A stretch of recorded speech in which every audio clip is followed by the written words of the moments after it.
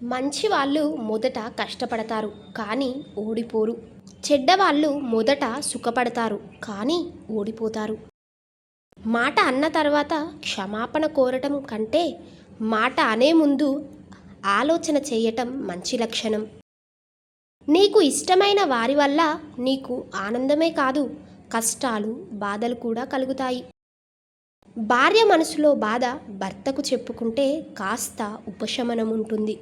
ఆ భర్తే తన బాధకు కారణమైతే ఎవరితో చెప్పుకోలేక తనలో తాను కుమిలిపోతుంది.